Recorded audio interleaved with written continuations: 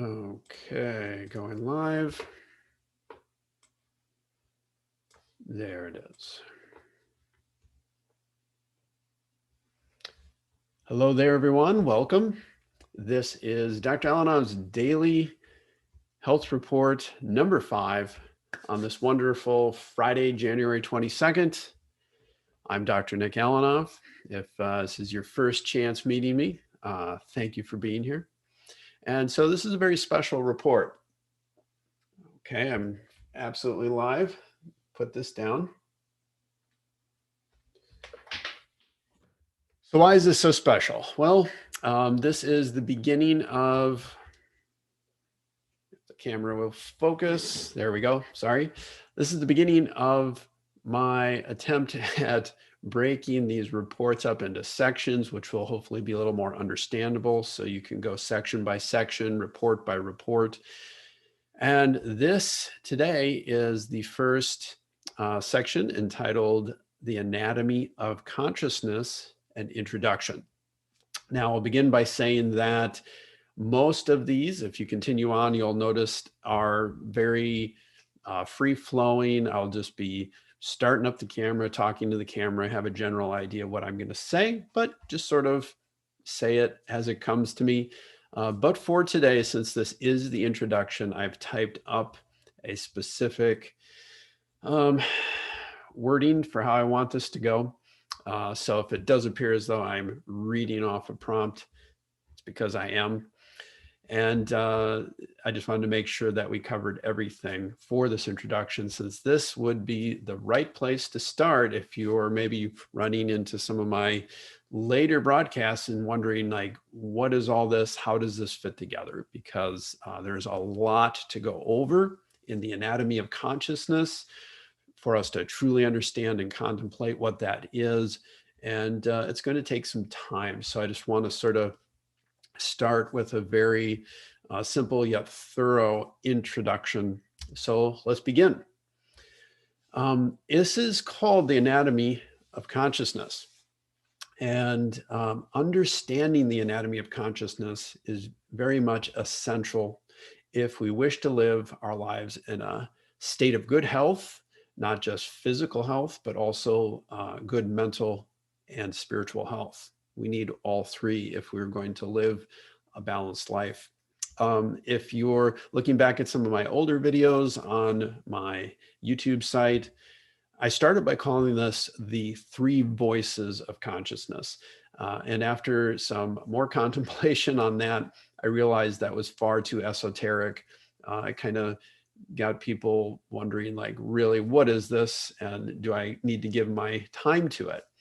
So then it came to me that it needs to be called, which it really is, anatomy of consciousness, because anatomy insinuates something that you have. Like if you're researching or learning physical anatomy, you go, well, fingers, right? We all have fingers, and we just sort of accept that as part of ourselves. So I'm saying anatomy of consciousness because we need to understand this is something, this lower consciousness, that if you are alive and breathing in this world, then you have this. And so it's something that you should probably give some time and thought to, as well as contemplation. So when you understand this anatomy and you take a few moments each day to contemplate it, you'll at some point suddenly realize why you are so unhappy, anxious, afraid, angry, sad, or otherwise unsatisfied with your life. So this section of my daily report, entitled The Anatomy of Consciousness, is meant to trigger contemplation, we will have discussions on what contemplation really is. And it's essentially a step for any and all positive change in your life. You need to start contemplating this for that to work. When you begin to understand the anatomy of consciousness, you will suddenly awaken to the fact that your life is being run by constant streams of negativity generated by your emotions. And in a moment, I'll show you how and why this happens. So I'll bring up a little diagram that'll explain it. And this brings me to one of the topics for today, however, which is the Great Awakening. Now, what is the Great Awakening?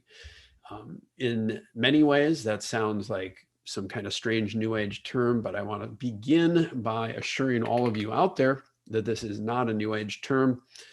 It is something, it is a way of explaining a very complex process by which all humans, I believe, at some point in their lives come to a realization that they are more than just these emotions stuck in our ego. So let me put it in more religious terms. Another way of saying the Great Awakening would say it's a returning to our true connection with God. And you could say the Great Awakening is that acceptance of God and surrendering to God. And when we say that, what is it we're surrendering? Well, as I'll show you in the diagram very shortly here, we're surrendering our ego, which we're about to discuss. So truly, this Great Awakening process that you may have heard that term, maybe not, but if you're listening to anybody who's talking about the spiritual issues and issues are going on in the world today, you're going to hear that term. So the Great Awakening is the conscious, rather than subconscious, but the conscious understanding that we do not have to live our entire lives within our ego. This awakening really is nothing more than a returning to our heart consciousness. We all started there as newborns. When you're born into this world, you are literally born, you are nothing but heart consciousness. And then we grow up and things change. So why is this relevant right now? People have asked, why am I choosing to put this information out live, right? Which took a little courage building up to doing that. Why am I putting the time into doing this? And I've clearly stated, I'll say again, it's because the current world health crisis is demanding that we awaken to our heart consciousness, because if we do not, the current level of stress being generated within our ego consciousness will destroy us. It'll make us all very ill, and it'll destroy our way of life, the way that we are as people. We cannot continue at the current level of fear that we've been operating at for the past 10 months. It is truly unsustainable. And every healthcare worker, especially mental health workers, know this. And if you look at the research and the studies, it's quite evident that we are heading in a not so good direction. And secondly, I would say, having worked with hundreds of people over the past several years, doing my stress release therapies, that a majority of us had already reached our limit of negative emotions and stress prior to this healthcare crisis. And now we're just being pushed beyond our limits in many, many ways. So to be clear, this Great Awakening, the topic for today, it must be done on a conscious level. Most people connect to heart consciousness regularly because we have it, because it is part of our anatomy within our conscious mind. But we do it on a subconscious level. And so we're easily disconnected when the ego's mechanisms are activated within us. And those mechanisms are the emotions, and particularly fear, which runs all the other negative emotions and negative vibrations within us. So before I go further, allow me to bring up and share the screen so that we can discuss that, because it definitely helps when you have a visual and you can start to really understand how this works. Okay, here we go. Excuse me for 1 second. Here it is. Good. There we go. Okay, so here we have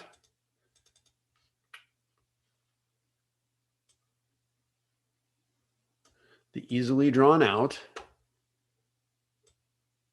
representation of our anatomy of lower consciousness. Remember, we also have higher consciousness, which is far more complex and gets into the more spiritual nature of things. And so that's why many of us are religious or spiritual and have our beliefs.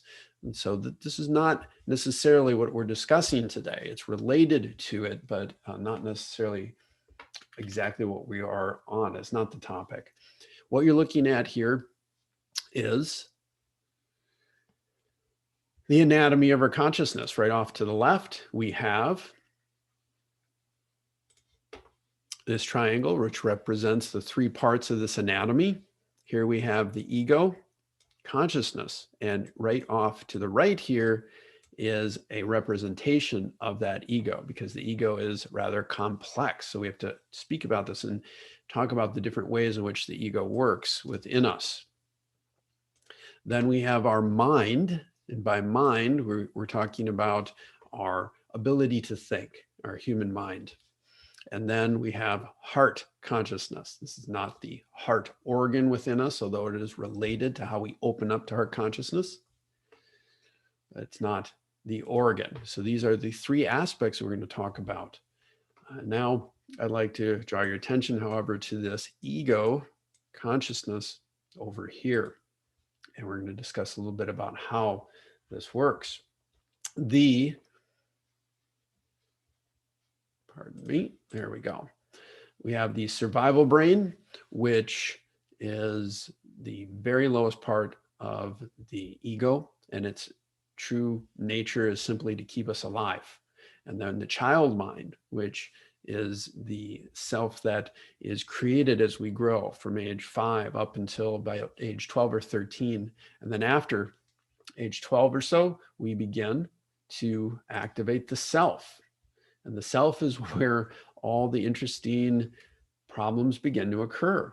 And I truly believe that we are not meant to live here within the self our entire lives. We're meant to understand our ego in our younger years, between the ages of 10 in our teenage years and up maybe through 20 or 25. But then we need guidance and assistance by wise people, the wise older individuals in our villages, to help us understand this is not the place to be, that we need to accept and open our heart to heart consciousness. So when that doesn't happen, what occurs is we get stuck further and further down into the ego.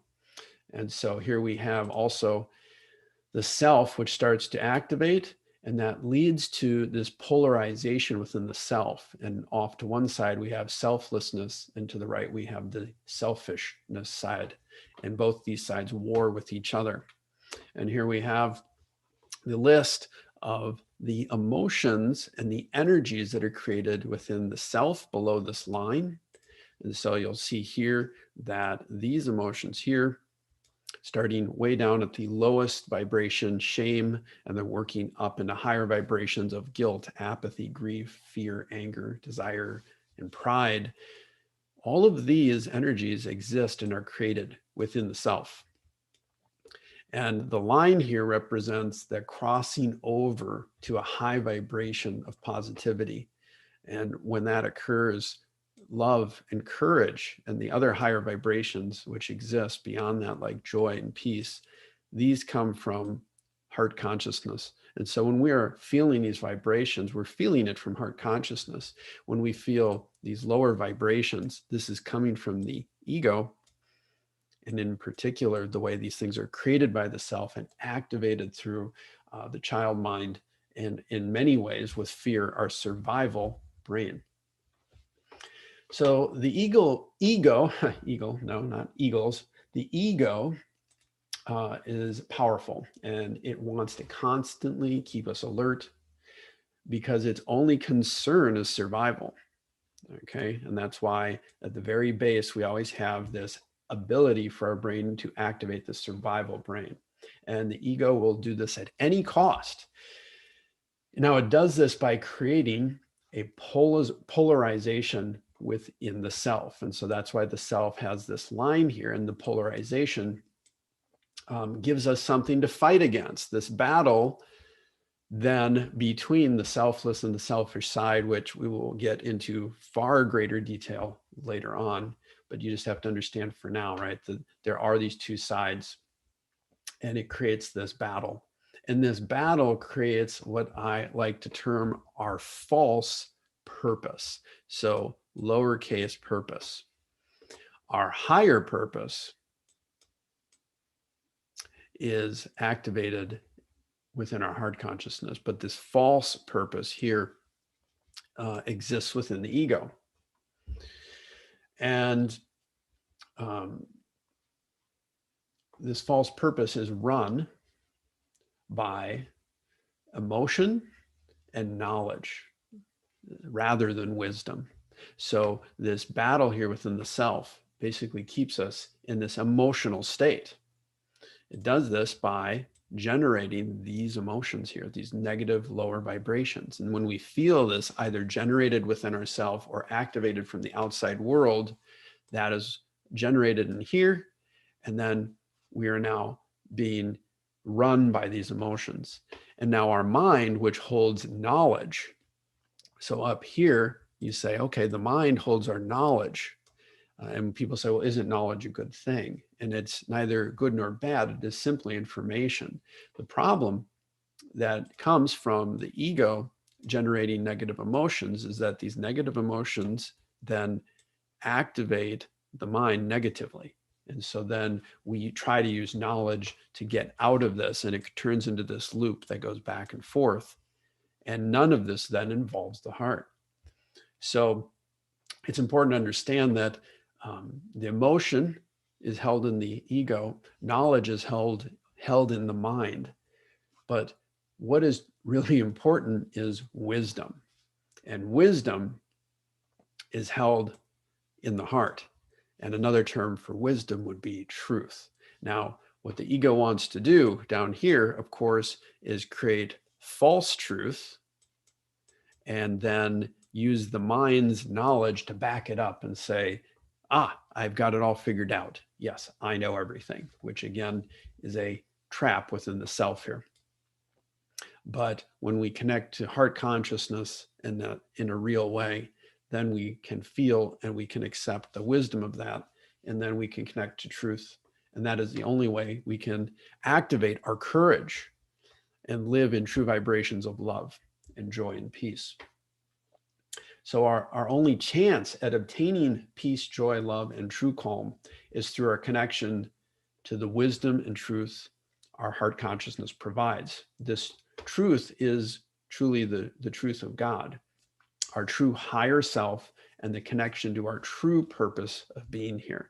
And if you just stop for a moment and just think and just calm yourself for a second, you'll realize that you do know, you can know within yourself, right, that there is this higher purpose that you're always being drawn towards. And you're in here with all this chaos in the self, wondering, why can't I find that? Why can't I connect to it?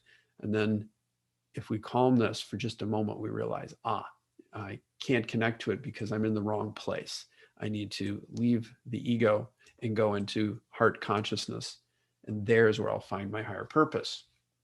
We all have a true higher purpose, and we need to let go of the false purpose generated by our ego.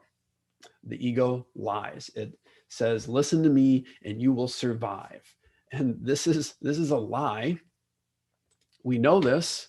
If you think about this in very simple terms, this is a lie, because here we have the ego down here, and it is saying that listen to me and we will survive. But none of us will survive because we all have a body that will someday die.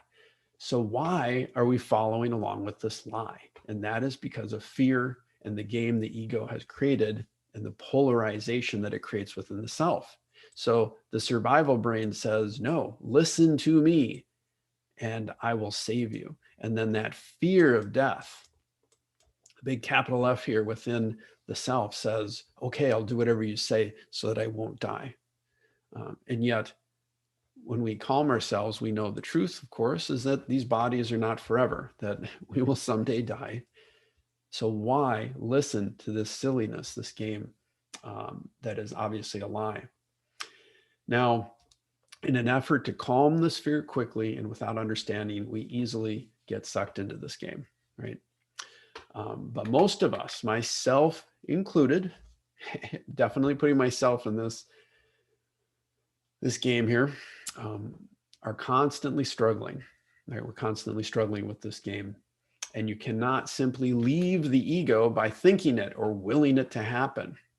People say, oh, why? I've tried so hard for years to do that. And I'm like, well, it's rather obvious, because if you're trying to will yourself out of the ego, you're doing that this route. You're doing it through the mind by trying to use willingness, willpower. That's what the mind does. And that's a trick. It just bounces back and activates the emotions here. That's why it doesn't work. What we need to do is calm the ego through the heart, allow the heart to calm the ego. And then that is how this can work better. But this takes focus, patience, and discipline. People ask, well, discipline to do what? It's a good question. To focus on opening the heart connection and letting go of the ego. For most of us, this must be done by simple yet painful steps of looking at our emotions rather than distracting ourselves from our emotions.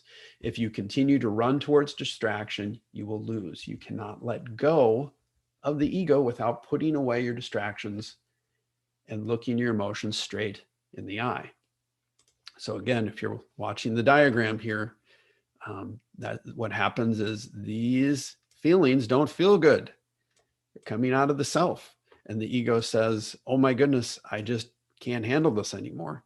And so the mind can easily be used to generate distractions. And when we distract ourselves temporarily within our mind, we're kind of using the mind here as a hangout. We're being tricked into thinking that if we hang out here and create, quote, happiness, that somehow we've reached it. We just need to generate happiness, do this, accomplish this, do whatever it takes. But this doesn't work, because then we all fall back down, the distractions end, and then suddenly here we are again, embroiled in these negative feelings again. And then boom, we try running again off into the mind for distraction. And so this is why so many people are undeniably in pain, fear, suffering, stress, and anxiety right now, because our distractions have been taken from us. And the fear has been shoved in our face, right? While this is uncomfortable, I'll say, right? Again, this is uncomfortable, what we're going through. But I cannot say that this is necessarily a bad thing, because it may lead, I truly do believe that it will lead to more people awakening. This great awakening of people simply discovering, oh my, I need to let go of this constant game of distraction and truly ask myself, what are these feelings? Why are they here? How can I let them go in a healthy way and move towards heart consciousness? In fact, it will lead, I believe, if we do this, it will lead to improvements in the way we live our lives. But first, it will be a bit painful. The awakening process is not easy, yet here it is, and we are all being shown our fears in one way or another. The question is, how will you choose to deal with it? Will you run towards distractions, or will you find the courage to find the truth and wisdom exists for you in this life, this higher purpose here that exists for all of us? Okay, so enough of that at the moment. All right, so once in your heart and connected to the truth of your existence, all of life is filled with joy. Now, even the most difficult parts. Okay, the idea that everything has to be perfect and happy and pleasant, okay, that is a lie. That's a lie created by the ego. Life is full of challenges. We need to accept that. But these challenges do not need to generate negativity or make us feel afraid or uncomfortable. Challenge does not do that automatically. We can use our challenges to activate courage, which comes from heart consciousness. But if we allow these challenges to activate fear, then that sucks us down into that game in the self. And then it goes back and forth.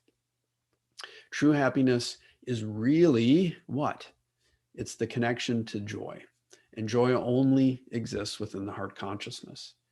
So this is why I've decided to end my daily health reports with a system that I believe and I know can help those with patience and those with the willingness to connect to heart consciousness. This system, which I've used for many, many years and I've refined down, is basically breath and eye movement. So breath work, breathing, and eye movement done in the correct way. And yes, it does take time. It's just not a quick one-off technique to just fix everything in your life. But this is an essential tool for letting go of negative emotions and connecting with the courage within you. I'm using the word essential because, again, it's not optional. If you're choosing now to say, yeah, I want to begin to actually let go of the negativity, the stress, the fear, the anxiety, all of this, if you've just had it and you're done looking and searching for that right distraction, that's which I'm guilty of myself, right? When my distractions got taken away, the first thing that I noticed was, oh, wow, look at all of this anxiety and stress within me that I was distracting myself from. And that took a while. That's why I didn't do this 10 months ago. That's why I'm doing it now, because it took a while to help myself first, because I cannot help others. None of us can help others until we help ourselves. But I'm still working on it.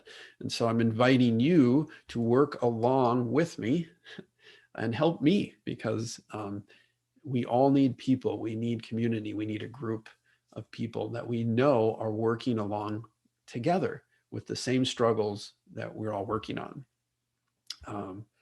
Because that is how human beings were designed to be. We were designed to be together, to feel together, to express our emotions, to be in person, to speak together. And so luckily we do have these technologies, which hopefully will not be the only means by which we communicate much longer, but we do need communication in one way or another.